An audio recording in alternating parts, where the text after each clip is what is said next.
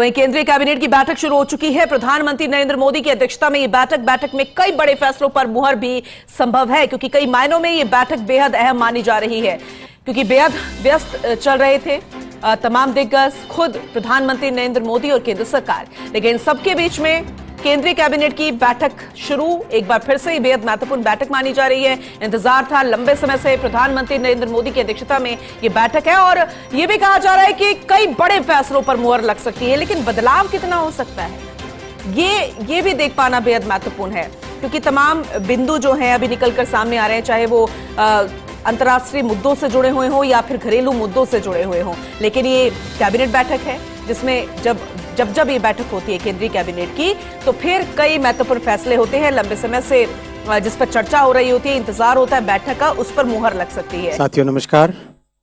आज माननीय प्रधानमंत्री श्री नरेंद्र मोदी जी की अध्यक्षता में यूनियन कैबिनेट ने एक रेजोल्यूशन पास किया है, जो कि संविधान हत्या दिवस की 50वीं वर्षगांठ 2025 याद दिलाता है। 50 वर्ष पहले कैसे संविधान का गला घोंटा गया था इमरजेंसी लागू करके कांग्रेस की सरकार ने।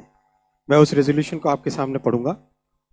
The union cabinet chaired by honourable prime minister Shri Narendra Modi ji resolved to commemorate and honor the sacrifices of countless individuals who valiantly resisted the emergency and its attempt at subversion of the spirit of Indian Constitution.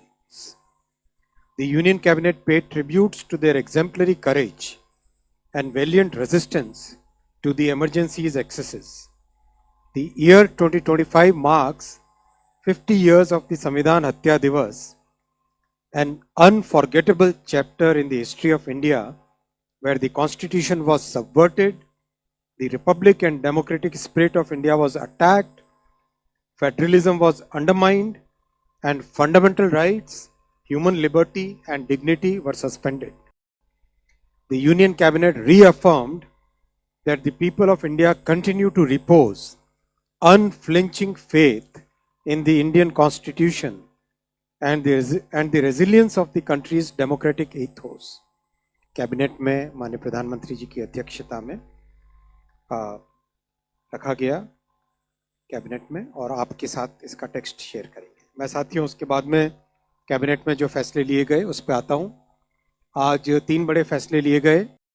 सबसे पहले Pune metro का extension 3626 crore rupees के extension से Pune metro line 2। Second, झारिया एक बहुत पुराना problematic issue है, वहाँ पर जो अंडरग्राउंड फायर और लैंड के सबसिस्टेंस के कारण जो दिक्कत आती है, उसका एक रिवाइज्ड मास्टर प्लान आज अप्रूव हुआ 5940 करोड़ रुपीस से। और तीसरा, इंटरनेशनल पोटैटो सेंटर, उसका रीजनल सेंटर आगरा उत्तर प्रदेश में 111 करोड़ रुपए के लागत से अप्रूव हुआ। इन तीनों विषय पे मैं डिटेल में आता हूँ। साथियों, पुणे आज देश में one of the largest cities के रूप में उभरा है और बहुत बड़ा इकोनॉमिक सेंटर है, एजुकेशन हब है, R&D का बहुत बड़ा हब है, बहुत अच्छे एजुकेशनल इंस्टीट्यूशंस है वहाँ पर। महाराष्ट्र में सेकंड मोस्ट पॉपुलर सिटी है। वहाँ के अर्बन ट्रांसपोर्टेशन को एक तरीके से रिजुविनेट करने के लिए लगातार प्रयास किए गए हैं। आपने देखा है कुछ ही समय पहले कैबिनेट के कई निर्णयों में पुणे मेट्रो को लगातार एक के बाद एक प्रोजेक्ट से अपग्रेड किया जा रहा है। अभी करीब 33 किलोमीटर ऑपरेशनल है पुणे मेट्रो और 33 किलोमीटर्स और इसका कंस्ट्रक्शन चल रहा है।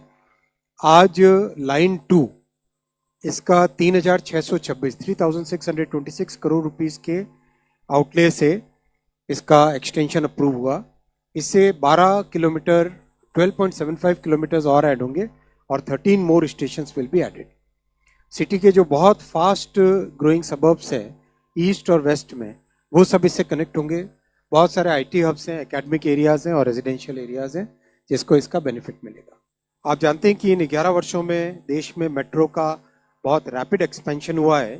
2014 से पहले मात्र 5 शहर थे जिसमें मेट्रो थी, आज 24 शहर है जिसमें मेट्रो है। मेट्रो का नेटवर्क जहां 248 किलोमीटर 248 किलोमीटर्स था, आज 1000 किलोमीटर से ज़्यादा 1036 किलोमीटर्स हैं। करीब करीब दुनिया में टॉप 3 लार्जेस्ट मेट्रो नेटवर्क्स में भारत की गिनती होने लगी है। डेली राइडरशिप 1 करोड़ से ऊपर पहुंच चुकी है मेट्रो नेटवर्क में। That's a very big change because that really improves people's lives. Cost of living कम होती है, एनवायरमेंटल लोड कम होता है, कार्बन डाइऑक्साइड एमिशंस कम होते हैं और ट्रैफिक का जो कंजेशन होता है शहर में वो कम होता है।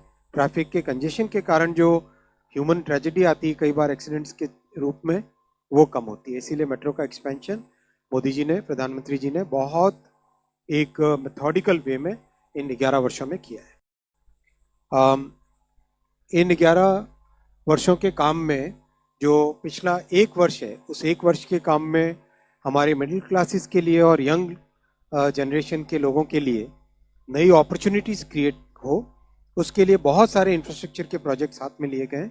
ये 1 साल की समरी है, करीब करीब 10.5 लाख करोड़ रुपए के टोटल प्रोजेक्ट्स लिए गए, जिसमें कई तरह के प्रोजेक्ट्स हैं। मेट्रो है, हाईवे है, एयरपोर्ट है, पोर्ट है, इंडस्ट्रियल टाउनशिप्स है, रेलवेज है, हाइड्रो प्रोजेक्ट्स है, रोपवेज हैं। ये कंप्लीट उसकी एक समरी है। जैसा हर कैबिनेट में कुछ न कुछ ऐड होके आपके सामने समरी रखी जाती है, ये वही समरी है। तो अब जो आज जो कैबिनेट में अप्रूव हुआ है नया मास्टर प्लान 5,940 करोड़ रुपए का है और इसमें फंडामेंटल चेंजेस जो आए वो सबसे बड़ा इंस्टीट्यूशनल रीस्ट्रक्चरिंग, कैसे सिस्टम को और स्ट्रेंथन करें, टेक्निकल लोग साथ आए, वर्ल्ड ग्लोबल एक्सपर्ट्स हैं वो सब साथ आए, और जो लोकल नॉलेज है, जो वहाँ के निवासियों ने वर्षों से जो नॉलेज गेन की है, उस नॉलेज का उपयोग करके हम एक सॉल्यूशन लेके आ सके। पहला ये।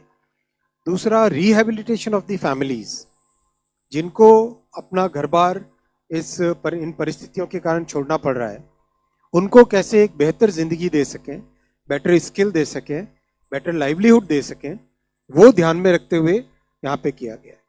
और तीसरा, जो रिहेबिलिटेशन वाले एरियाज हैं उसमें किस तरह से सोशल और इकोनॉमिक इंफ्रास्ट्रक्चर को बेटर करें, रोड्स हो, हॉस्पिटल्स हो, स्कूल्स हो, उन सबको स्ट्रेंथन करें।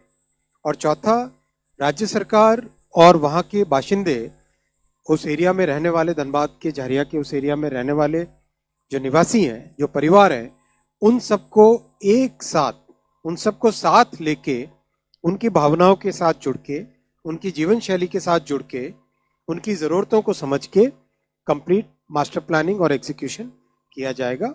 वो इसका बहुत बड़ा एक फैक्टर है। अगर हम कहें हमारे फूड ग्रेन्स दोनों, राइस और व्हीट, उसके बाद में जो थर्ड मोस्ट कंज्यूम्ड प्रोडक्ट है, एग्रीकल्चरल प्रोडक्ट है, वो पोटैटो है। तो ये इस सेंटर से एक साइंटिफिक तरीके से आगे बढ़ा जाएगा, इसीलिए ये निर्णय लिया गया है। किसानों के हित में कई सारे निर्णय लिए गए अब तक, उसी कड़ी में ये एक महत्वपूर्ण निर्णय है।